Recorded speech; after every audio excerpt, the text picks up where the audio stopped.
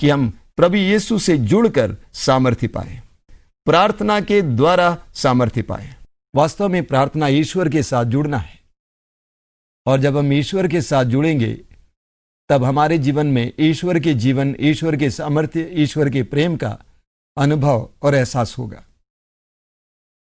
और इसलिए मैं फिर आपको प्रेरित करूंगा, प्रार्थना में समय बिताइए।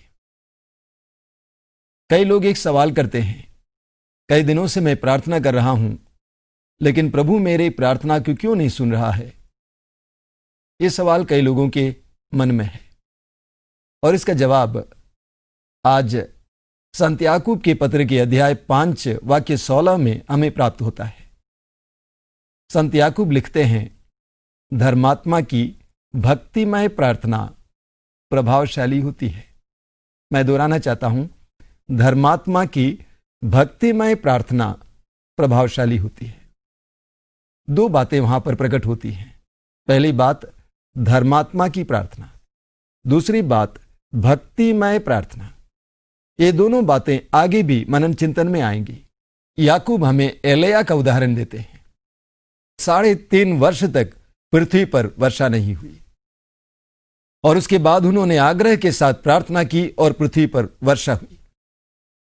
संत याकूब कहता है, धर्मात्मा की भक्तिमय प्रार्थना में शक्ति होती है। हम यूहन्ना के सुसमाचार के अध्याय 15 उसके वाक्य 7 में पढ़ते हैं।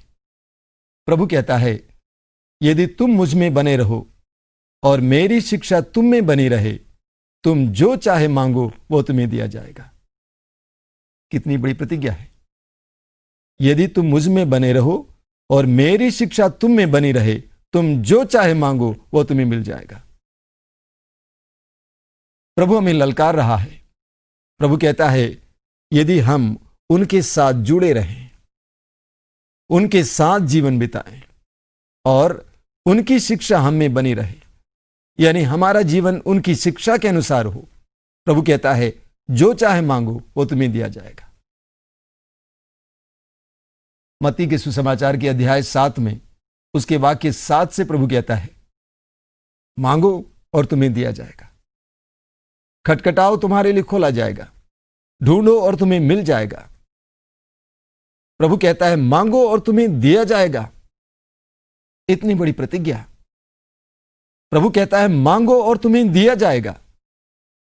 लेकिन उसी अध्याय के वाक्य 21 में प्रभु कहता है सब कोई जो प्रभु प्रभु कहता है ईश्वर के राज्य में प्रवेश नहीं करेंगे, बल्कि जो मेरे पिता की इच्छा को पूरी करता है वही ईश्वर के राज्य में प्रवेश करेंगे। तो एक तरफ प्रभु हमसे कहता है मांगो और तुम्हें दिया जाएगा, और दूसरी तरफ प्रभु कहता है जो ईश्वर की इच्छा को पूरी करता है उसकी ही सुनवाई होती है। अक्सर हम लोग प्रार्थना करते हैं, लेकिन सवाल ये खड़ा होता है, क्या वास्तव में मैं ईश्वर की इच्छा के अनुसार जीवन बिताता हूं? हमें स्तोत्र 91 में एक वचन मिलता है। स्तोत्र 91 उसके वाक्य 14 और 15 में हम इस प्रकार पढ़ते हैं। प्रभु कहता है वह मेरा भक्त है, इसलिए मैं उसका उद्धार करूंगा। वह मेरा नाम जानता है, इसलिए मैं उसकी रक्षा करूंगा। यदि वह मेरी दुहाई देगा तो मैं उसकी सुनूंगा, मैं संकट में उसका साथ दूंगा। कितना सशक्त वचन है।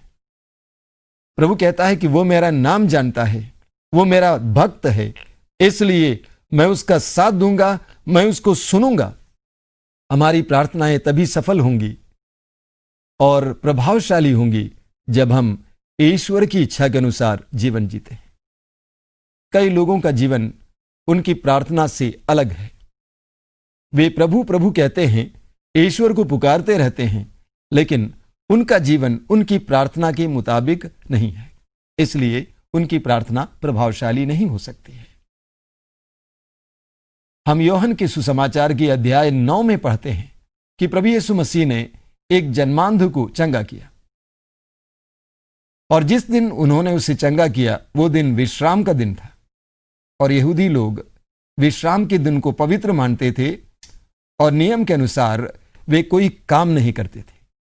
यह ईश्वर का नियम था कि कोई काम उस दिन ना हो। लेकिन प्रभु यीशु ने विश्राम दिन के असली अर्थ को समझाने के लिए उन दिनों में कुछ न कुछ भला कार्य किया, ये बताने के लिए कि विश्राम दिन दूसरों की सेवा करना कोई गलत बात नहीं है। तो प्रभु यीशु ने उस जन्मांध को विश्राम के दिन चंगा किया और इसलिए बहुत बड़ा विवाद छिड़ गया।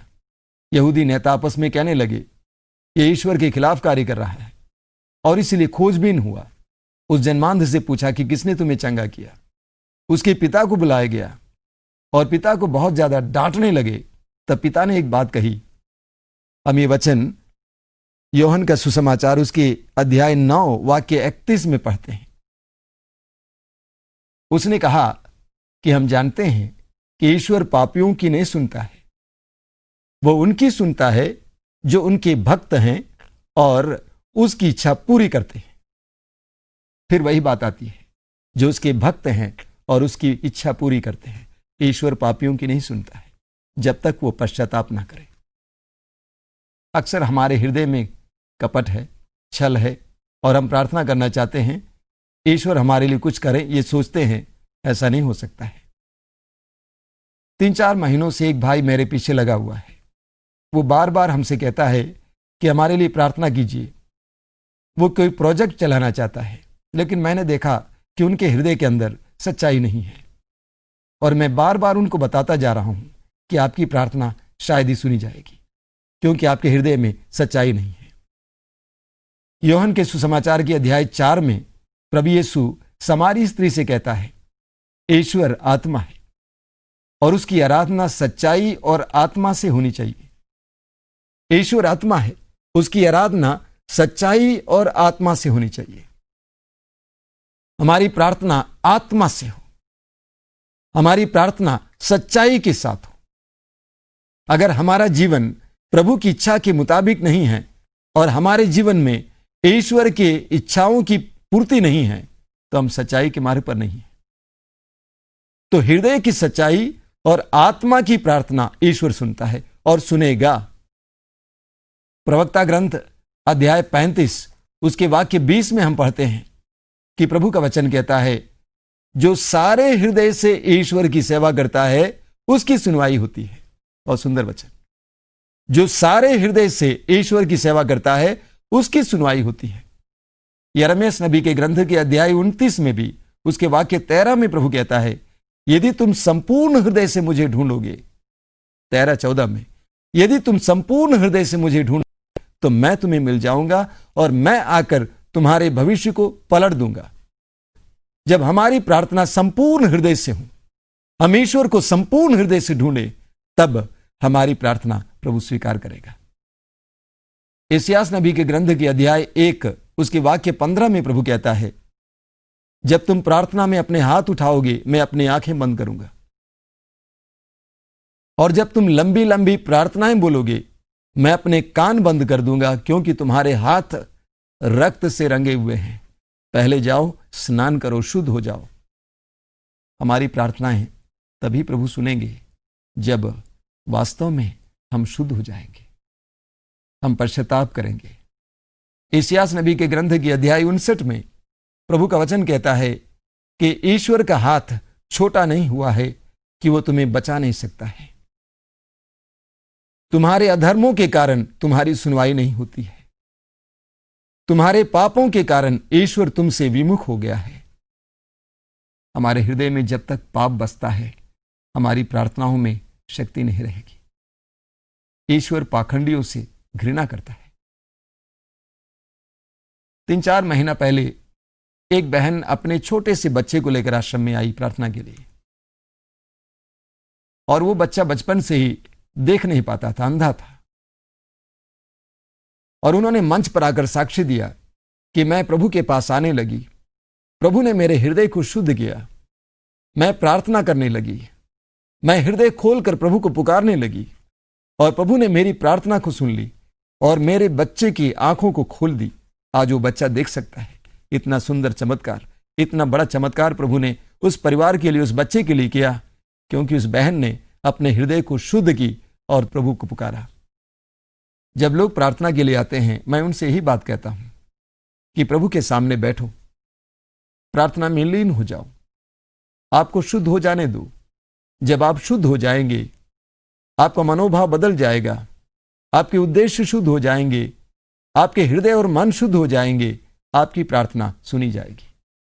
हमारी प्रार्थनाओं का दुर्बल होने का एक मुख्य कारण यह है कि हमारे अंदर छल है, कपट है, पाखंड है, दूसरों के प्रति गुस्सा है, बैर है। मार्कुस के सुसमाचार के अध्याय 11 में प्रभु यीशु कहता है, उसके वाक्य 24 में एक बहुत बड़ी प्रतिज्ञा प्रभु हमें देता है। प्रभु कहता है, जब तुम मांगते हो प्रार्थना में, विश्वास करो कि तुमने जो मांगा है वो तुम्हें मिल चुका है और तुम्हें दिया जाएगा। कितनी सशक्त प्रतिज्ञा है। प्रभु कहता है, जब तुम मांगते हो प्रार्थना में, विश्वास करो कि तुमने जो मांगा है वो तुम्हें मिल चुका है और वो तुम्हें दिया जाएगा। लेकिन ठीक इसके बाद वाक्य 25 में प्रभु कहता है, जब तुम प्रार्थना में खड़े होते हो, अपने अपराधियों को क्षमा करो ताकि ईश्वर तुम्हारे भी अपराध क्षमा करे। प्रभु के हृदय में हम सब के लिए बहुत सारी प्रतिज्ञाएं हैं। प्रभु ईश्वर हम सबको अपने अनुग्रह से भरना चाहता है, लेकिन इसके लिए अनिवार्य है कि हम अपने हृदय और मन को शुद्ध करें, तब प्रार्थना करें। हमारी प्रार्थनाएं तब सफल होंगी, तब सुनी जाएंगी, जब हम प्रार्थना के अनुकूल हों। लोग चाहते हैं कि उनके जीवन में प्रभु बड़े बड़े कार्य करें, चमत्कार और चिन्ह प्रकट करें, लेकिन मैं लोगों से एक बात कहता हूं, आप सबसे पहले ईश्वर की कृपा के लायक बनिए। हमें ईश्वर की कृपा के लायक बनना है, और यह तभी संभव है जब हम पश्चाताप करते हुए अपने हृदय को शुद्ध करेंगे। हम एक दो पल के लिए अपनी आंखें बंद रखें। इस समय अपने आप को देखें। हे स्वर्गीय पिता, तूने अपने पुत्र की हर एक प्रार्थना को सुन ली। तूने उनके द्वारा चमत्कार और चिन्ह प्रकट किया, क्योंकि वो तेरी दृष्टि में प्रिय था, क्योंकि वो तेरी दृष्टि में प्रिय कार्य करता था। हम सब पर दया कीजिए। हमारे हृदय के छल कपट को मिटाइए, हमारे पाखंड को दूर कीजिए। तू चाहता है कि तू अनुग्रहों से हमारे जीवन को परिपूर्ण करे, लेकिन हमारे ही पाप इसके लिए बाधा बनते हैं। हमारे पापों के चलते हमारी प्रार्थनाएं सुनी नहीं जाती हैं। हमें इस बात का एहसास दिलाइए। हम पर दया कीजिए। हमें पश्चाताप का वरदान दीजिए। हमारे परिवार के सभी लोगों को पश्चाताप का वरदान दीजिए। हम पर दया कीजिए।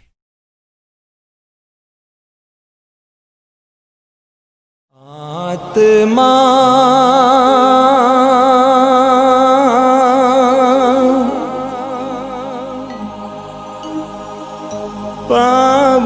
पावनात्मा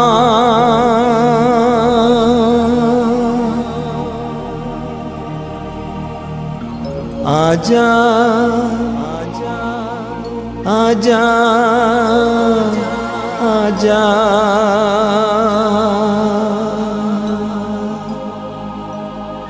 प्रेम के आत्मा,